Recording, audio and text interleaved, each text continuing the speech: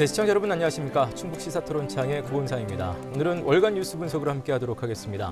지난 한 달 동안 보도됐던 많은 뉴스 가운데 대표적인 뉴스들을 선정해서 전문가들을 모시고 함께 대안을 짚어보도록 하겠습니다. 자, 오늘 함께해 주신 분들 소개해드리죠. 청주대학교 정치행정학과 진재구 교수님 모셨습니다. 안녕하십니까. 그 옆으로 충청북도 변호사의 여성특별위원회 위원장이신 정일순 변호사 나오셨네요. 안녕하세요. 반갑습니다.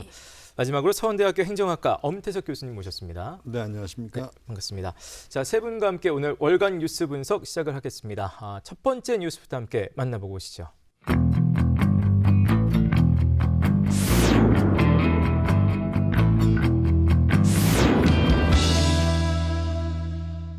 지난 2015년 충북 시군의회 의장협의회가 동유럽을 다녀온 뒤 작성한 보고서입니다. 18장의 연수보고서 가운데 의원실 이름표를 반영구로 제작하자거나 쓰레기통을 높이 달아 눈에 잘 띄게 하자는 등의 내용이 연수 성과로 채워졌습니다. 지난 2018년 의장협의회가 일본 방문 뒤 작성한 보고서는 더 심각합니다. 검색 한 번으로 알 수 있는 국가와 도시 소개가 인터넷과 토시 하나 틀리지 않고 똑같고 의회 사무국 직원과의 질의응답은 의원 보수와 발언대 위치, 공무원 정년 등 핵심을 비껴간 질문으로 채워졌습니다. 연수 성과에서는 3년 전 동유럽 보고서를 꼭 베낀 문구가 곳곳에서 발견되기까지 합니다. 의장협의회 연수 보고서는 작성과 공개 의무도 없는 상황. 실제 일정에서 사용한 영수증을 첨부해 투명하게 공개하고 연수 결과를 어떻게 활용할지 통계와 법령 등 근거를 명시하도록 한 보고서 개선안도 적용받지 않습니다. 지방의회 의원들의 잇따른 해외 연수 논란으로 지난해 자정결의문을 발표한 전국 시군의장협의회. 정작 의장단은 쏙 빠지면서 나쁘끄러운 모양새를 보이고 있습니다.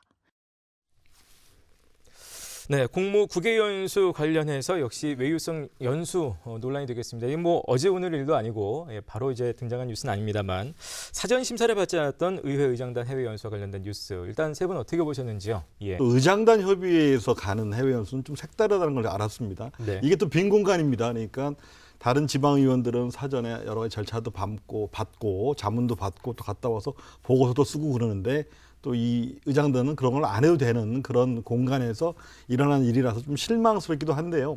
관련해서 제가 기사를 보다가 정말 이게 웃어야 되는지 말아야 되는지 아주 좀 힘든 상황이 있었는데 어떤 기초의회에서 그 해외 연수 결과 보고서를 안 낸 거예요. 그래서 기자가 왜 안 냈느냐 그랬더니 가서 현장을 보니까 너무 감동적이라 글로 쓸 수가 없었다. 네. 굉장히 감동적이더라고요. 어떻게 그런 뭐 이유도 달고 그랬는데 현재까지도 그러한 제도의 도입 취지가 여전히 의미가 있고 또 지속되어야 하는가라는 걸 생각해 보게 되고요. 또 의장단 같은 경우는 의회를 리딩하는 그런 입장인데 이런 부분에서 문제가 발생했다는 것이 상당히 심각하다라고 생각을 하고 있습니다. 예. 100팀이 오면 99팀이 여행이고 한 팀이 연수를 제대로 한답니다. 네. 그러니까 현실적으로 보면 나머지 99팀 구색은 갖추죠.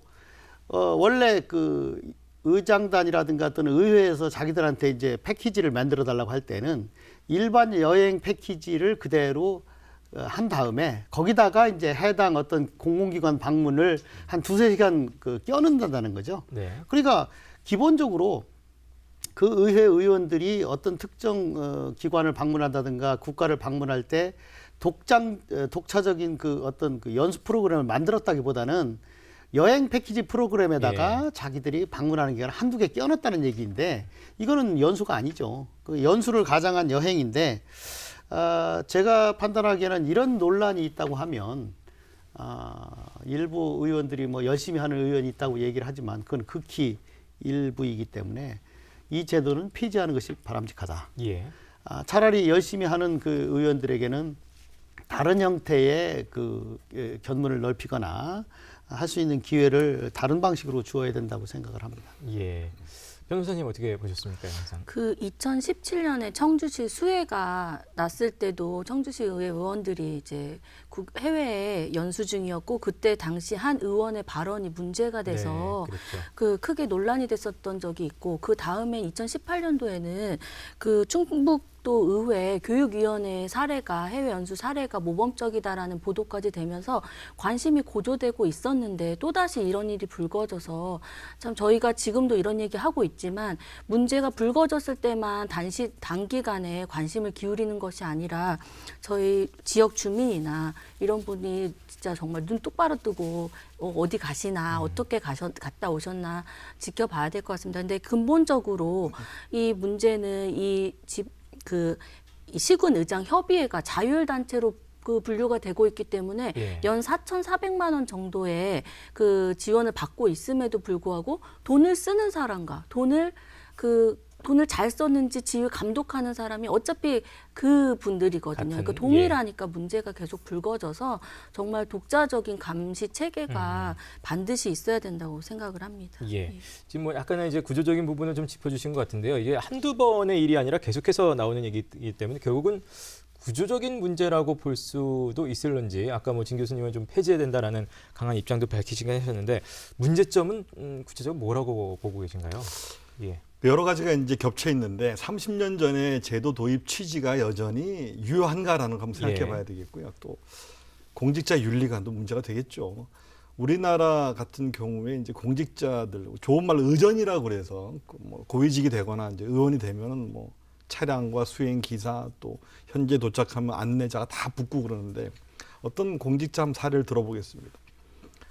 그 부패 관련한 어떤 그런 연구를 하기 위해서 스웨덴에 출장을 갔는데 우리나라의 고위공직자가 당연히 장관을 만나러 가는 자리니까 공항에서부터 의전팀이 와서 자기를 수행해서 갈 줄 알았는데 안 오더라는 거예요. 그래서 예. 이제 택시를 타고 갔더니 보통 입구에 가면 막 이제 청사 앞에서 공무원들이 서 있지 않습니까? 공무원이 없더라는 거예요. 한 사람이 서 있길래 그 사람한테 물어봤답니다. 내가 누군데 장관을 만나러 왔다니까 그 서 있던 사람이 내가 장관입니다 그러더라는 거예요. 예. 그러더니 그 장관이 자기 방으로 안내해서 커피를 직접 타주고 피자를 시켜서 나눠 먹으면서 환담을 했다는 얘기를 하면서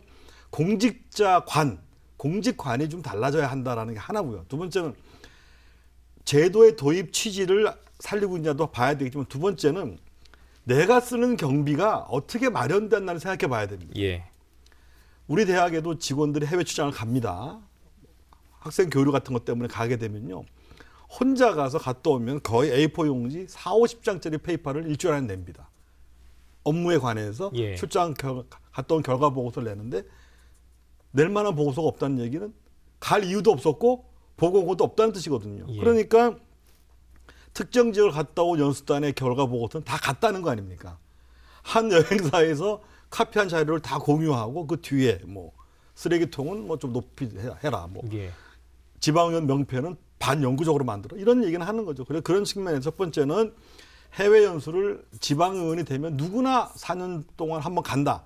이건 아닌 것 같고 해외 출장, 문제의식을 가진 해외 출장으로 이것을 전환하는 것은 바람직하다. 예. 특히나 요즘에 뭐 우리나라에 여러 가지 일어나는 환경 문제, 복지 문제, 저출산 문제 고민해야 될 부분들이 많지 않습니까? 이런 특정 이슈를 가지고 해외 출장을 가고 정책 대안을 제시하는 그런 해외 출장으로 바꾸는 게 저는 바람직하지 않나 생각을 합니다. 예. 예. 다른 분들은 예, 사실은 예, 이 그 연수라는 개념은요, 뭘 배운다는 의미가 있지 않습니까? 그러면 대부분의 경우 해당 기관을 방문해서 어떤 정보를 습득하거나 또는 어떤 정보에 대해서 자기가 배워서 오는 건데 이런 그 정보 습득과 훈련의 기회가 과거에는 인터넷이 발달하지 않은 시대였기 때문에 직접 가서 물어보고 정보를 습득해 왔지만 예. 지금같이 인터넷이 발달한 시대에는 인터넷상에서 얼마든지 취득할 수 있는 정보가 있기 때문에 오히려 더 그것이 정확할 수 있어요. 언어 능력이 안 되는 사람들이 가가지고 제대로 질문도 못하고 답변도 알아듣지 못하는 상황이라면 차라리 인터넷에서 정보를 습득하는 것이 훨씬 더 나은 것이고, 또 중요한 거는 원래 연수나 훈련이라든가 이런 것들은 개별로 가야 됩니다. 예. 그리고 또 일정 기간 이상이 되어야만 거기서 제대로 된 정보를 습득할 수 있는데 한 뭐 일주일 정도, 뭐 어느 경우는 3, 4일 정도에 불과한 그 기관을 단체로 간다. 이거는 사실은 그 연수를 빙자한 여행이죠. 뭐 이런 정도의 의지를 갖고 있다고 하면 사실은 개선하는 눈에 보듯 뻔한데 예. 만약 저는 아까 과격하게 이걸 폐지해야 된다고 그랬지만 만약 이것을 의회에서 유지하겠다고 한다면 예. 앞으로의 그 해외 연수는 개별로 가게 해야 됩니다. 말하자면 자기가 필요한 분야의 정보를 습득하고 그에 대한 그 보고서를 쓸 수 있는 역량이 되는 사람들을 사전에 심사를 해서 그 사람이 갔다 온 결과를 보고하고 그에 적절한 보고서가 나오면 그 여행비를 이제 보전해주는 그런 형태의 제대로 된 연수가 예. 돼야 되죠. 그러니까 아까 뭐 그 목적이나 어떤 이슈가 있을 때에 대한 해외 출장을 말씀하셨는데 예, 예. 맥이 좀 같다고. 네, 비슷합니다. 그리고 이제 보태서 말씀을 드린다면 공직자의 그 공직관을 좀 제가 얘기 안 할 수가 없는데요. 우리 잘 아시는 부패지수, 정확한 표현으로 부패인식지수를 국제투명성 기구가 발표를 합니다. 그러니까 부패와 투명성이 굉장히 깊은 관계가 있다는 뜻이겠죠. 그러니까 공직자는 유리상자 안에 사는 기분으로 살아야 합니다. 그러니까 저의 모든 행동, 저의 모든 말, 저의 모든 씀씀이가 공개되어 있다라고 생각하고 살아야 되고요. 모든 공무원들이 옛날에는 부패교육, 반부패교육을 받고 지금 청렴교육을 받는데 지방의원들도 그거 받아야 합니다. 예. 그리고 시대가 많이 바뀌었거든요. 공직자가 누리고 쓰는 곳이 아니라 봉사하고 희생하는 곳이어야 되기 때문에 저는 그 청렴 교육도 좀 강화해야 되겠고요. 도덕적인 해이가 되지 않도록 계속 자정하는 그런 프로그램들을 정부 차원이든 지방자치단 차원이든 아니면 의회 의원들 간이든 예. 그러한 그런 그 교육도 받고 자정하는 작업을 하지 네. 않으면 이런 문제는 계속 재발될 것입니다. 예. 네. 정 변호사님의 문제점 어떻게 보고 계시나요? 지금 이제 문제가 된 거는 시군의회 의장단의 이제 해외 연수가 논란이 됐는데 이게 자율단체라고 말씀드렸지 예. 않습니까? 그래서 행정안전부나 국민권익위원회에서 이 자율단체니까 의회에 예산 지출하지 말아라, 편성하지 말아라라는 권고를 했는데도 지금 여기서 계속 무시하면서 예. 세금을 갖다가 해외 연수를 가시니까 문제가 되는 것 같습니다. 그리고 그 공무원이든지 아니면 지방 의회 의원의 경우에는 이렇게 국외 연수를 갈 때 이거에 관한 규칙들이 또 마련되어 있습니다. 그래서 심사위원회도 민간위원, 특히 위원장은 민간위원으로 꼭 선임을 하도록 하고 예. 그 여행 계획서도 종전 15일에서 30일 전에는 제출하도록 좀 앞당겨서 준비해라라는 의미가 있고 그 이제 다녀와서 결과도 홈페이지에 공개하고 그 보고도 직접 그 본회의나 상임위에서 보고하도록 이런 절차들이 마련되어 있는데 시군의회 의장단의 경우에는 이런 제재를 받지 않는다는 거가 문제인 것 같습니다. 그리고 이 의회와 관련된 분들이기 때문에 이와 관련된 자치 법률이든 조례든 뭐 이런 거를 충분히 마련을 하실 수가 있는데 네. 이분들이 그걸 하실 의지가 없다는 게 문제인 것 같습니다. 이미 그분들이 따라야 될 매뉴얼은 충분히 있는 거 아닌가. 근데 따르기로 결정만 하면 되는 것 아닌가라는 생각이 듭니다. 결국은 이제 내실 있게 바꾸면 좋은데 바꾸는 방법이 어떻게 보면 쉬울 수도 있고 어떻게 보면 참 묘연할 수도 있고 그런 것 같습니다. 지금 진 교수님이 말씀하셨죠. 목적을 가지고 선진국에서 이런 예. 문제들을 어떻게 해결하고 있느냐. 그리고 또 전 그런 게 있더라고요. 젊을 때 그 대학원 다니고 그럴 때 보면 이제 답사 같은 걸 갑니다. 학생으로 가면요. 똑같은 곳을 다니는데 갔다 와서 느낀 게 다 달라요. 전날 술 많이 퍼마시고 차 안에서 자고 한 친구는 4박 5일 갔다 왔는데 아무것도 본 게 없고요.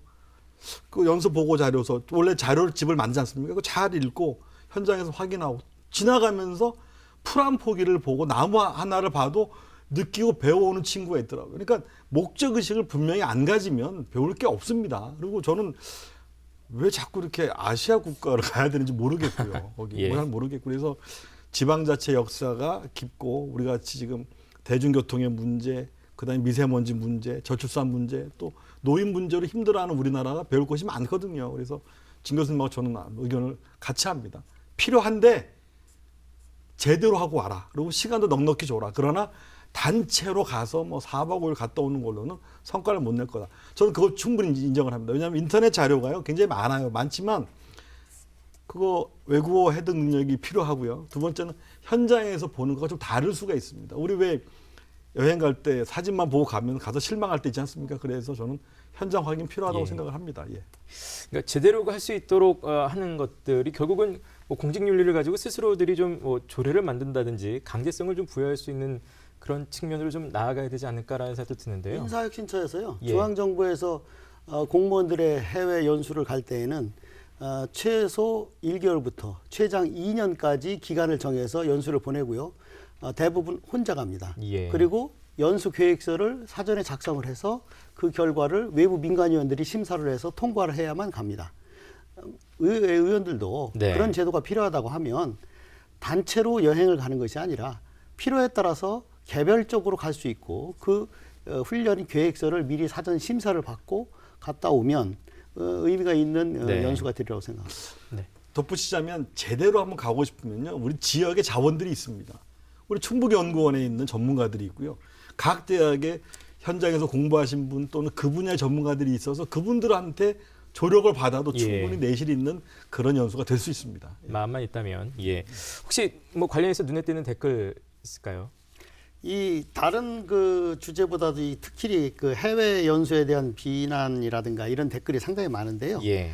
한 5개 내지 6개의 그 댓글이 대부분 아예 지방의회를 폐지하라는 쪽으로 감정적으로 흐르고 있어요. 예, 예. 그러니까 이 문제는 무슨 얘기냐면 의원들이 어떤 이런 실책을 범하면 범할수록 지방의회 무용론으로 예. 이어진다는 것이 상당히 문제가 있기 때문에 예. 의원들이 그 자중이 좀 필요한 시점이라고 생각합니다. 그 예. 왜 지방의회 3종 세트가 있지 않습니까? 첫 번째는 자리 나눠 갖기, 두 번째가 해외 연수, 세 번째가 음주 운전. 이런 3종 세트가 나올 때마다 결과적으로는 그렇죠. 예. 지방의회 무용론으로 귀착이 되더라고요. 예. 예.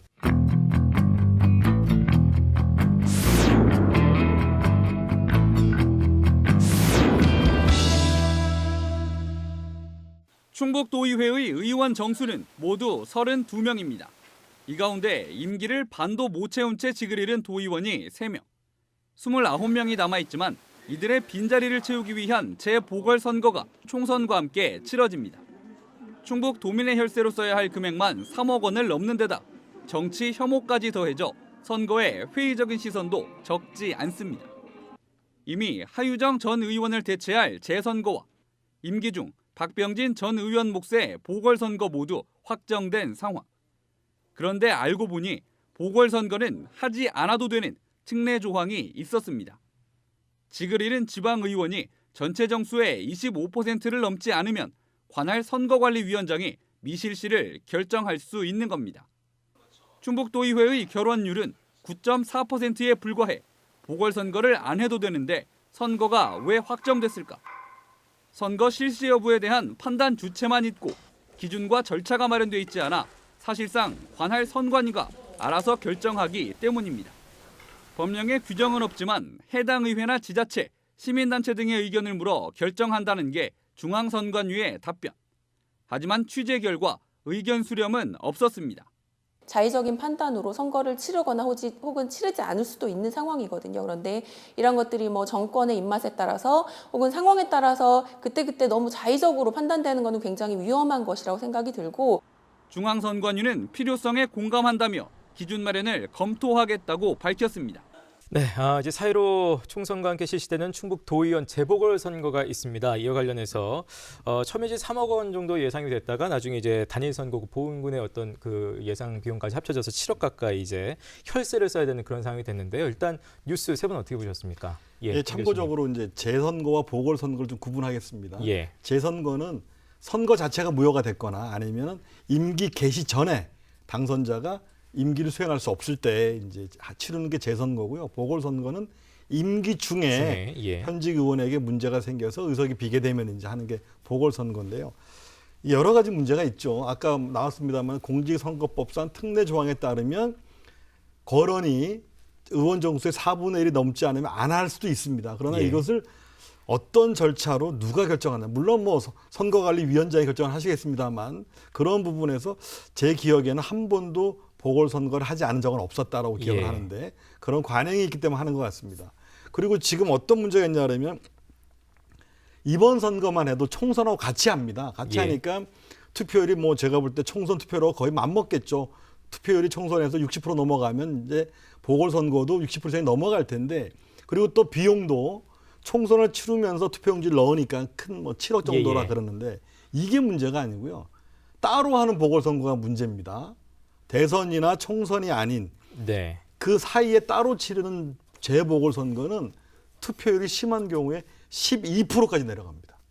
그러니까 10,000명의 유권자가 있는 지역에 제가 동의 동대표를 뽑는다. 이 양반이 이제 시의원이나 구의원이 될 텐데 12%면요 1,200명이 투표를 해서 거기에 과반수 600표 이상만 되면 되는 거 아니겠습니까? 그런데 그 선거장을 다 차려야 합니다. 투표장을요. 그러니까 그 경비가 어마어마합니다. 거기다가 10,000명 동의 대표가 600표로 당선이 되는 거예요. 대표성에 문제가 생깁니다. 그리고 또 10여 명, 작게는 뭐 9명부터 많게는 수십 명이 있는 지방의원들 가운데 한두 명이 없다 그래서 지방의회가 안 돌아가는 것도 아닌데 그래서 이러한 측면에서 공직선거법의 특례 조항이 그냥 선택 사항이 아니라 필수 사항으로 바뀌는 것도 저는 바람직하다고 생각을 합니다. 이제 우리나라 같은 경우는 이제 그 2년마다 그 선거가 있잖아요. 중요한 선거가 뭐냐면 지방선거와 총선거와 이런 것들이 이제 하다 보니까 2년마다 선거에 출마하는 정치 철새가 있어요.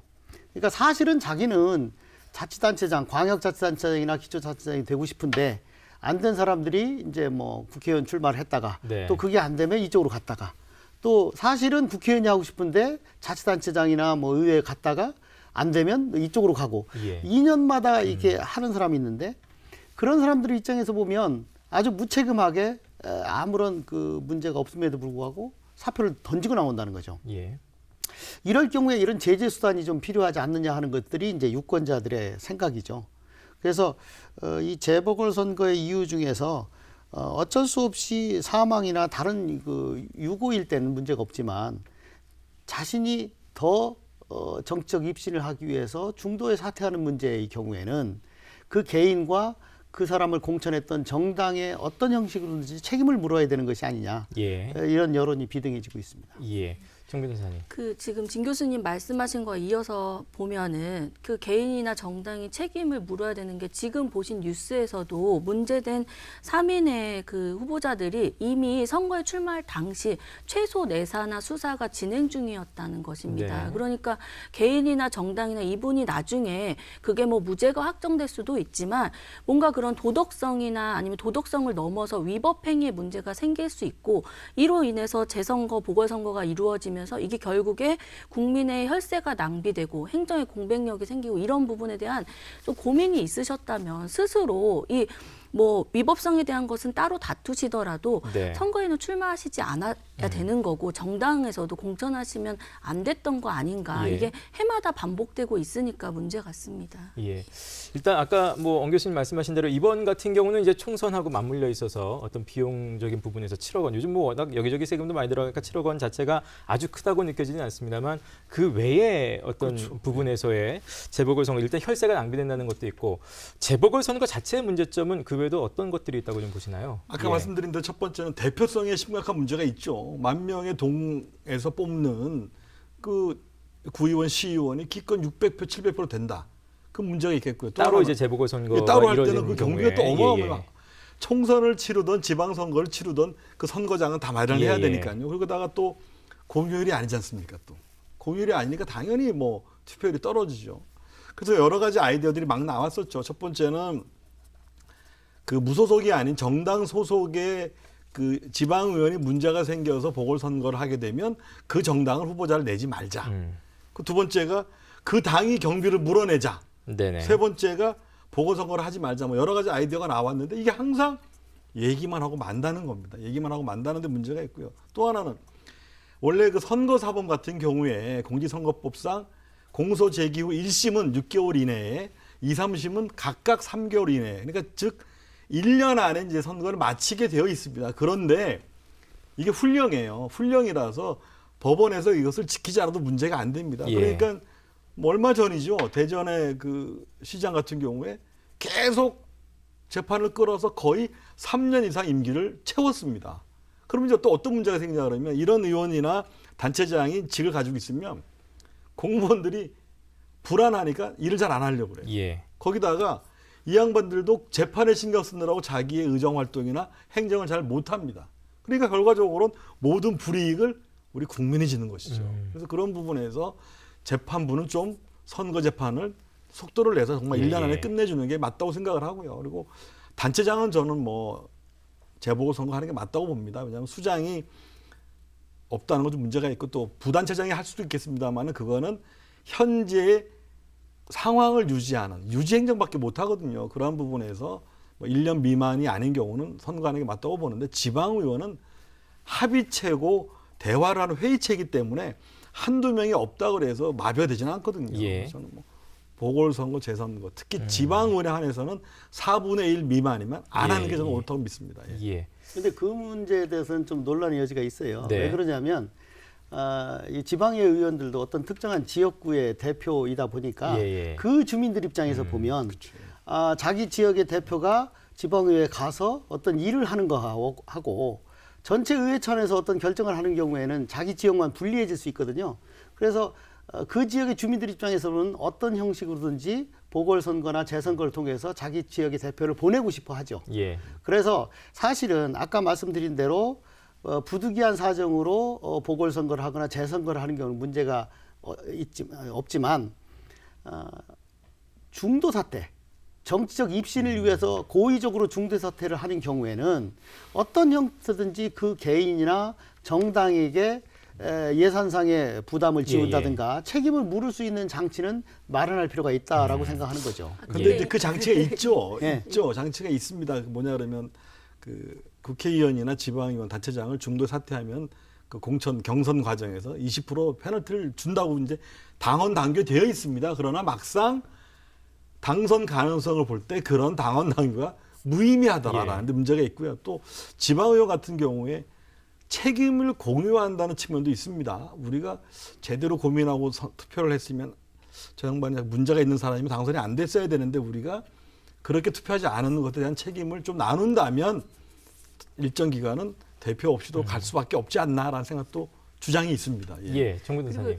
그 말씀하신 것 중에 다른 선거 출마를 위해서 스스로 사퇴하는 경우에 네네. 이걸 비용을 부담시키자 선거 비용을 예. 이 부분에 대해서는 이건 이제 도덕적으로 비난의 대상이 될 수는 있지만 이 위법행위가 아니거든요. 예. 근데 거기에서 비용을 부담시키는 것은 헌법에서 선거 비용은 선거 공영제로 예. 그 개인이나 정당에게 부담시킬 수 없다라는 게 명시가 되어 있기 때문에 조금 문제가 예, 있지 예. 않을까 싶습니다. 오히려 이제 그런 다른 선거 출마를 위해서 퇴사하는 경우에 이제 선거는 결국 처음부터 끝까지 그 후보자에게나 아니면 그 이제 선거를 치르는 입장에서나 다 돈인데 그 선거 당선 무효형이 확정된 경우에는 이제 그렇기 때문에 당선이 되면 선거 예. 비용을 보전해주고 예. 그런데 당선 무효형이 확정되면 다시 그 비용을 환수하는 제도는 있습니다. 근데 이게 실질적으로 집행이 다 되지 않고 있다는 게 문제인 것 같습니다. 거의 뭐 10% 원래 환수해야 될 금액의 10% 미만의 환수만 된 상태이니까 이런 부분을 철저히 압류 등 세무서에 위탁을 해서 압류 등 뭐 이런 조치를 해서 환수를 하면 어느 정도 이제 그 선거에 들어간 비용을 환수할 수 있을 것 같고요. 이제 정당 아까 말씀 헌법에서는 정당에게도 원래는 선거 비용을 부담시키지 못하도록 예. 하고 있습니다. 그래서 하나 대안으로 말씀하시는 게 이제 중앙선관위가 예. 선거 비용을 정당에 보조를 하는데 이런 이제 문제가 된 그 후보자의 정당에게는 예. 보조금을 삭감을 하는 삭감. 예, 예. 삭감을 해서 그 비용을 좀 선거에 충당하도록 하는 대안이 좀 얘기되고 있는 것 같습니다. 그래서 개인에게 어떤 선거 비용을 후보자 개인에게 선거 비용을 물리거나 정당에게 이제 조금 부과시키자라는 부분에 대해서는 계속 끊임없이 발의는 되어 왔는데 국회에 지금 그냥 체류 중이고 가결이 예. 되지 않고 있는 것 같습니다. 좀 헌법에 일치하지 않는 부분이 좀 있는 것 같습니다. 결국은 어떻게 보완이 좀 되면 좋을까요? 근데 그 선거법의 개정 취지가 원래는 지갑은 닫고 입은 연다라는 것이 이제 기본적인 선거법의 방향성인데 이 후보하고 선거 운동을 하는 분들은 지갑도 닫고 입도 닫는 측면이 있다. 네. 그러니까 선거 운동에 대한 제약이 너무 많아서 어디서 걸릴지를 모른다고 하는 정도로 어렵더라고요. 저도 한번 선거 관련된 제가 그쪽 분야 공부를 하니까 선거 운동 규칙 같은 걸 봤는데요. 보다 힘들어서 제가 다 읽지를 못하겠더라고요. 그런 부분에서 선거운동의 어떤 방식 이런 것이 너무 규제 위주로 가고 있지 않나. 그래서 자칫하면 이렇게 걸릴 수 있는 부분이 있다. 그리고 고소고발이 난무하거든요. 그래서 그러한 부분에서 한번 선거운동에 관련된 부분들을 한번 손볼 필요도 좀 있다. 그래서 잘 모르는 분들은 선거운동 전문가가 가이드를 안 해주면요. 출마하기도 힘들겠더라고요. 그런 것 좀 손을 볼 필요가 있다고 생각을 하고요. 또 본인이 그 선거법 위반했을 경우에 벌금형 같은 것이나 추징금 제도를 좀 활용을 해서 어느 정도는 비용을 선관위나 국민들에게 돌려줄 수 있는 그런 방안도 좀 강구됐으면 좋겠습니다. 예. 예. 보완점 두 분 또 어떻게 좀 생각하시나요? 말 그대로 아까 그 현실적인 방법으로 국고보조금을 예, 삭감하는 제도 같은 것들이 헌법상 불일치를 넘어가면서도 가능하다고 하면 그런 방식으로라도 제재를 가해야만 예. 정치적 철새들이 그 중도 사태를 상당히 막을 수 있고 부득이한 경우가 아니라면 이렇게 중도 사태, 고의적인 사태를 통해서 지방자치단체의 그 세금을 축내는 일은 없어져야 된다고 생각합니다. 예. 정문 선생님. 예. 그 대안과 관련해서 이제 논의되고 있는 거를 말씀드리면 네. 임기 중에는 아예 공직 선거를 나가지 못하도록 하자. 행정 공백이 발생하니까 이런 주장도 있었는데 이거는 예. 헌법재판소에서 아예 위헌 결정이 나왔습니다. 예. 이거는 그리고 또 그러면 또 선거하려면 돈이 많이 들어가니까 당시 차점자를 당선시키는 제도를 하자라는 거 이게 이제 독일과 일본에서 시행 중이고 우리나라의 경우에도 비례대표제의 경우에는 이런 게 시행 중인데 네네. 그 지금 이제 말씀한 소선거구 다수대표제를 하는 입장에서는 그 이게 네, 다른 그건 선거권자의 걸리겠네요. 뭐 의사에도 반할 수가 예. 있고 또 바로 다른 정당으로 넘어가게 하기 때문에 이게 좀 정당 네네네. 예, 분쟁으로 좀 그럴 여지가 전락할 있네요. 우려가 있어서 예. 사실 논의는 많이 있는데 실효성 있는 대안이 될지는 좀 의문입니다. 예. 그 차점자 승계제도는 우리처럼 소선거구제를 하는 경우에는 불가능하고 네. 중대선거구제의 경우에는 좀 고민을 해볼 필요는 있죠. 네.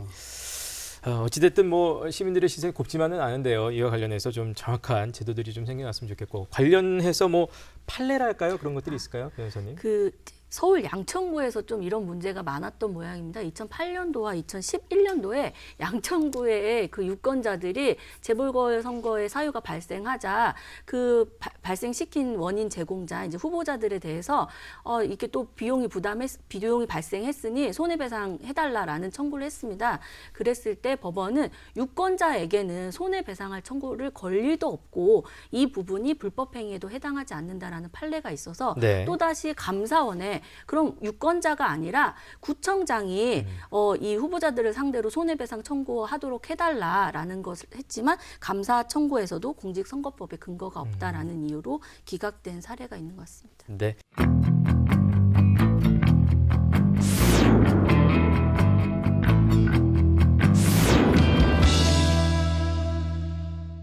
지난해 3월부터 대전 서구 지역 생활 폐기물을 청주의 한 마을로 반입하고 있는 업체. 대전 서구청과 계약을 맺고 하루 평균 30여 톤씩 청주로 반입해 처리하고 있습니다. 청주시는 사업장 폐기물 처리만 허가했을 뿐 생활 폐기물은 별도로 허가를 받지 않았다며 1개월 영업정지 처분을 내렸습니다. 업체가 부당하다고 제기한 행정소송에서 법원은 업체 손을 들어줬습니다. 관련 법에서 폐기물 처리 사업계획서를 제출해 허가를 받아야 할 대상에 생활 폐기물 재활용을 제외시켰다는 게 주된 이유였습니다. 음식물 쓰레기를 제외한 생활 폐기물은 민간 처리 업체를 통해 아무리 많은 양이 지자체 경계를 넘나들어도 상관없다는 얘기입니다. 청주시는 항소나 영업정지 재처분을 검토하는 한편 생활 폐기물 관련 법에 사각지대가 있다고 판단해 환경부에 법 개정을 건의할 계획입니다. 네. 자, 폐기물 관련해서 이게 이제 저희들이 항상 자주 얘기했던 산업 폐기물은 아니고 이제 생활 폐기물 반입과 관련된 얘기가 되겠습니다. 음식 쓰레기를 제외한 생활 폐기물 재활용은 허가받을 필요가 없다라는 뭐 지금 영상 내용은 그렇습니다만 일단 뉴스는 어떻게 보셨는지 세 분. 예. 또 ông 교수님부터 할까요? 예. 진 교수님. 예. 예. 이 문제는 사실 그 폐기물 관리법 25조에 보면 환경부령으로 정하는 중요 사항을 변경하려면 변경허가를 받아야 되고 네. 그 밖의 사항 중 환경부로 정하는 사항을 변경하려면 변경 신고를 해야 된다 이렇게 되게 돼 있어요. 그러니까 말하자면 이 사안과 관련해서는 이것이 변경 허가 사항이 아니라는 것이 쟁점인 것 같은데 예. 문제는 이제 이 그 법조항의 그 철학을 보면 그동안에 이제 사업 폐기물이라든가 이런 그 건축 폐기물에 비해서 생활 폐기물이 좀 가벼운 그 폐기물이다 이런 인식이 깔려 있어요. 예. 근데 요새 생활 폐기물 보면 상당히 환경 오염을 일으키는 폐기물들이 상당히 많이 나오고 있기 때문에 예. 이 문제와 관련해서는 이제 환경부 자체가 생활 폐기물에 대한 인식 자체를 좀 바꾸어서 예. 생활 폐기물의 경우에도 이런 그 반입이라든가 이런 것 관련해서 엄격한 규제를 할 수 있는 조항을 좀 만들어 줘야 되지 않겠느냐 생각을 합니다. 예. 다른 두 분 일단 뉴스 어떻게 보셨습니까? 예. 인간이 하는 가장 생산적인 활동이 매일 쓰레기를 만드는 것 같다는 느낌이 듭니다. 제가 아침에 빈 쓰레기통을 보고 근무를 시작하고 퇴근할 때 보면은 거의 뭐 반톤은 차 있죠. 버리는 파지들부터 시작해서 뭐 택배 오는 박스 버리다 보면 집에 가면 또 음식물 쓰레기에 뭐 박스를 치우고 하는 건데 이게 쓰레기통 아이러니라고 제가 이제 얘기하는 건데 옛날보다 길거리에 쓰레기통이 굉장히 많이 줄었습니다. 그래서 뭐 사탕이나 껌이라도 하나 까먹으면 이거 어쩔 줄 모르고 주머니에 넣고 다니거든요. 네. 그런데 그러다 보니까 사람들이 약간 은밀한 데 가면 이제 버리죠. 은밀한 데서. 그 길거리는 깨끗해 보이지만 후미진 곳은 쓰레기를 버리고. 쓰레기통이 많으면 굉장히 편리하죠. 아무 데나 버리면. 근데 쓰레기통을 많이 만들어 놓으니까 집에 있는 쓰레기를 막 갖다 버리고 하니까 편리한 반면 도리어 길거리는 쓰레기가 넘치고. 예. 그런데 지금 결과적으로는 우리 진 교수님 지적대로 쓰레기가 중요한 문제가 옛날에는 아니었고 옛날에 쓰레기가 산업 폐기물, 핵 방사능 폐기물 이런 것들이 굉장히 중요한 이슈였는데 지금은 생활 쓰레기가 굉장히 많아졌거든요. 그러니까 하나는 첫 번째 우리 그 화면에서 본 것처럼 생활 쓰레기가 이제 중요 문제인데 그것이 법에 약간 비껴가 있다라는 게 하나. 예. 또 하나는 이게 사소한 문제였다고 생각했는데 지금은 굉장히 중요한 문제가 되고 있다. 쓰레기 누구나 만들지 않습니까? 그죠? 만들고 있는데 쓰레기 양이 굉장히 많이 늘었어요. 쓰레기 매립장이나 소각장이 이른바 님비 현상에서 말하는 기피 시설인데 기피 시설도 하나하나 보면 쓰레기 매립장, 소각장, LNG나 기름 저유소, 화장장, 거기다가 노인병원, 장애인 시설 다 우리의 삶과 직결되어 있는 거거든요. 근데 여기만 만들려고 그러면 이제 막 지역에서 반대가 굉장히 심합니다. 그러나 이것이 없이는 살 수가 없다. 예. 그런데 쓰레기를 또 누구나 만드는 것 같지만 대도시 지역의 쓰레기가 훨씬 생활 쓰레기가 많습니다. 그런데 그곳은 소각하거나 매립하기가 아주 어렵고 땅이 없으니까.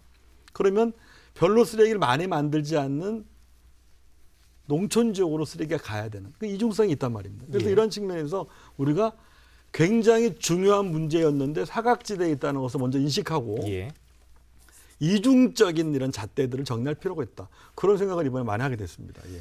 이 생활 폐기물 뭐 관련 사각지대라는 표현 쓰셨는데 이 생활 폐기물 관련 법로 봤을 때 여기도 혹시 사각지대가 있는 것은 아닌지 지금 이번 사안과 관련해서 정규 선생님 어떻게 보고 계신가요? 그 본건에서 본 사안에서 볼 때 이 업체는 지금 산업 폐기물에 관해서는 지금 허가를 받았는데 예.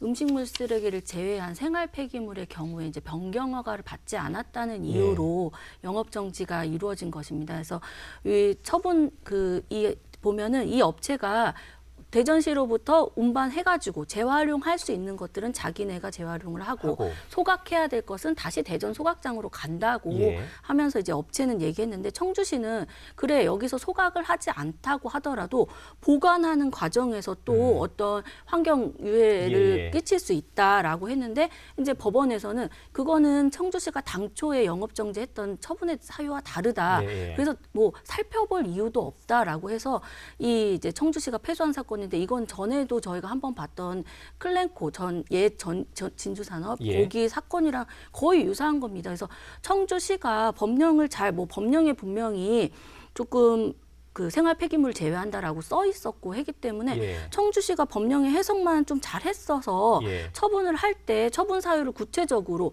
뭐 1, 2, 3으로 할 수도 있지 않습니까? 예. 그렇게 해서 넣었다면 이 부분에 대해서 패소하지 않았을 수도 있는데 이제 또 다른 영업 정지 처분은 할 수도 있겠죠. 또 다른 사유로. 예. 그런데 이 건에 대해서는 또 청주시가 항소를 포기했다고 합니다. 저희가 정말 새해에 들어서도 다시 이런 폐기물 주제로 얘기를 하는데 예. 매번 이렇게 청주, 충북이 쓰레기 소각의 문제, 뭐 미세먼지의 문제로 화두가 되는 가운데 그 대전시에서 발생하는 생활 폐기물까지 여기 예. 와서 좀 처리한다고 하니까 진짜 좀 답답한 마음이 듭니다. 그러니까 결국 청주에서 항선을 포기했다. 그래서 지난번에 토론할 때도 아마 그 법적인 조력을 분명히 좀 시에서도 이제 받아야 된다는 얘기가 이 자리에서 나왔던 걸로 기억이 되는데요. 뭐 진 교수님 어떻게 보고 계신가요? 환경 쓰레기 사실은 문제가 이 문제는 심각하죠? 예. 환경부가 큰 책임을 지고 있다고 봐야 됩니다. 예. 환경부가 만든 그 폐기물 관리법 제25조를 보면 그 폐기물의 수집, 운반, 재활용 또는 처분을 업으로 하는 자, 즉 폐기물 관리와 관련된 환경산업에 종사하는 자를 상당히 여러 분류를 해놨어요.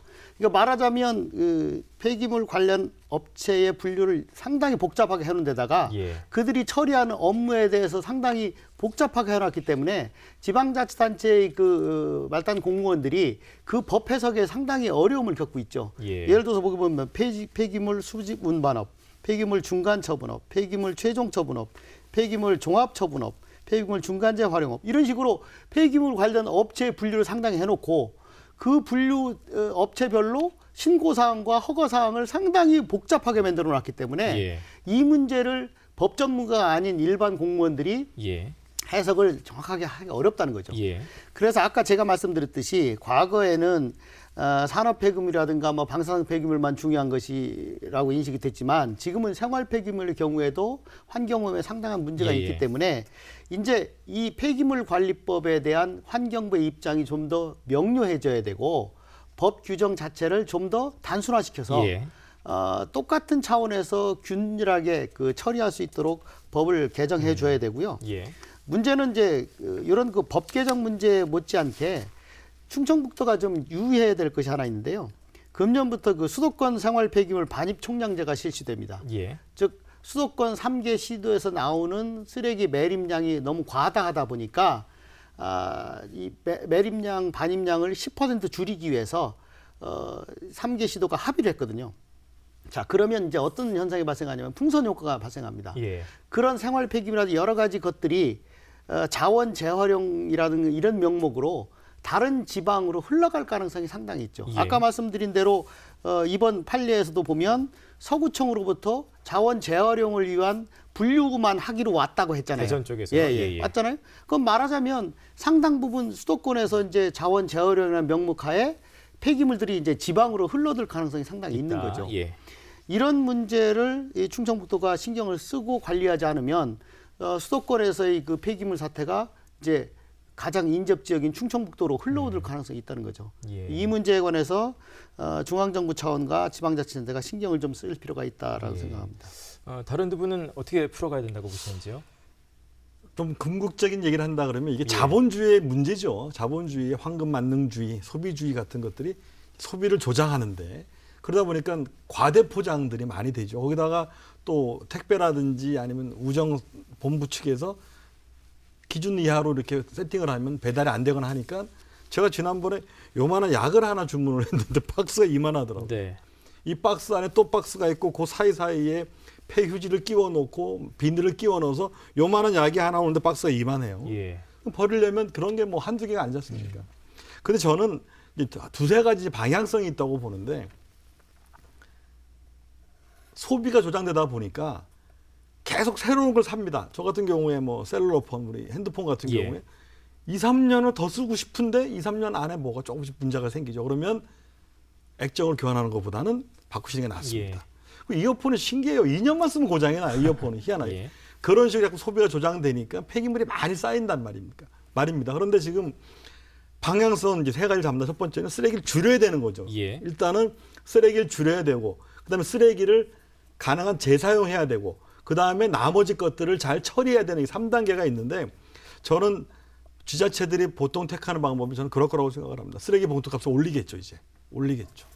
그리고 중앙정부나 지자체가 포장하는 단위라든지 이런 것들을 좀 바꿔서 작은 포장으로도 이제 배달을 하거나 판매할 수 있도록 만들겠죠. 마지막이 이제 그거라고 봅니다.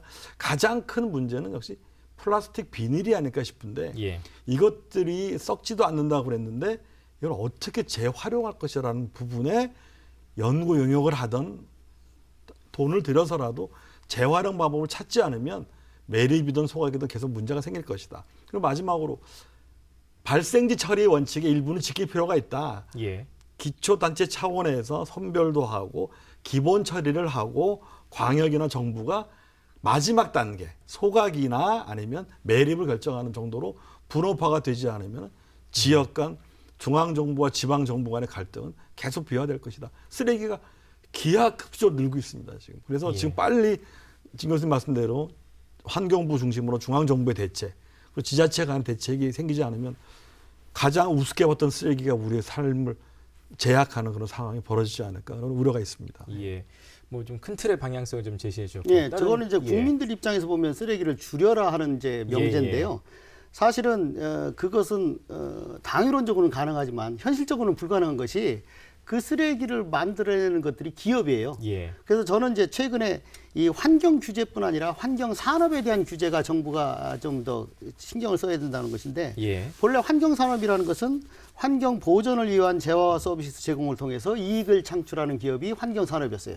근데 지금은 환경을 보존을 하는 것이 아니라 정부나 기업 일반 국민이 환경 보존에 투입하는 비용을 자기들이 중간에서 가로채는 것이 환경 산업처럼 오인되고 있어요.